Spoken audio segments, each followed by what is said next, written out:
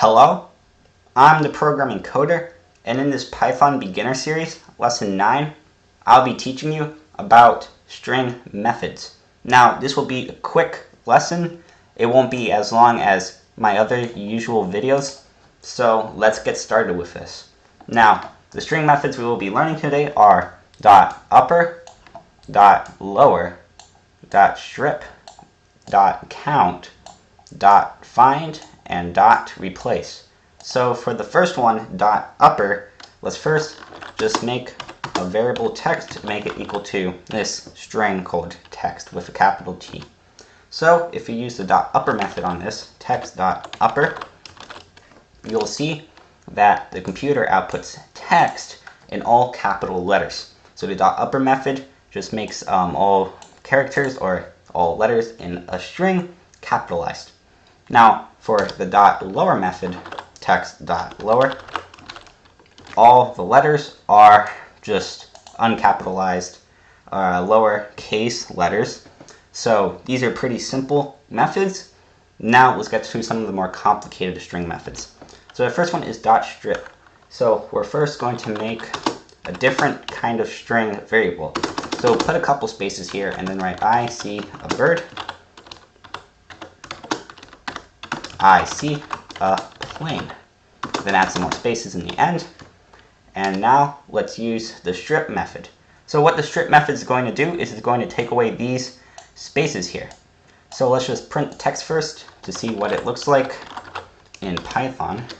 And you'll see that it has those spaces here. But if we use the strip method, then we should see those spaces be taken away. And voila, it is taken away.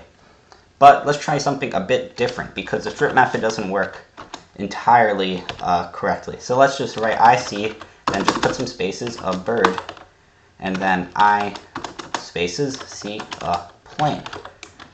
Now let's just go to the next one, and now let's use the strip method. So text.strip. And if we run this, we'll see that I see space space space a bird, I see or space space space a plane.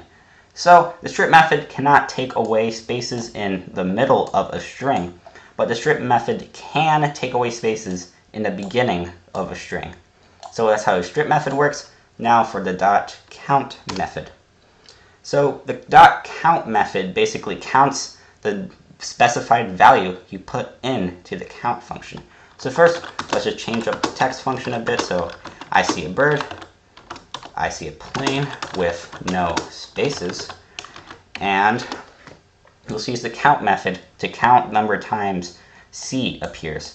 So how you do this is you would just type up text, and you type .count, then inside the count function, you would want it to just put the value in. So I'm just going to put C, and then if you run this, you'll see it outputs 2 because there are 2 of these values. Now let's try something a bit different. And instead of any word, we're going to put in a letter, and now just be E. So if we run this, it will say 5 times the letter E appears in the text, which is 1, 2, and then 3, 4, and then 5, which is correct. So the count method basically just counts the number of values that you specified for it to count. So now the .find method, and it works kind of like the count, except it's a bit different. So let's type up text.find. And let's just type up, I don't know, C. So it's going to look for wherever C will appear. And it outputs 2.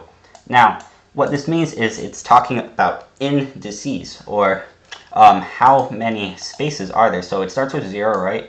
So I is 0. Then this space would be 1. And then this S would be 2. And C, the C value is in index 2 from where it begins. So if I were to use plane instead,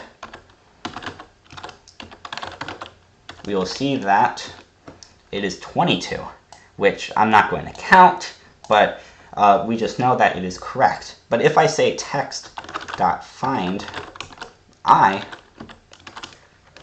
it will say 0 because all indices start with 0.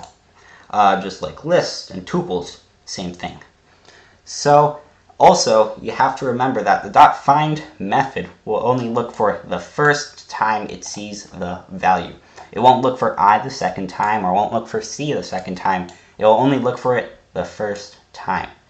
So it may not be 100% accurate with like every single value, but it will find one of the values, most likely.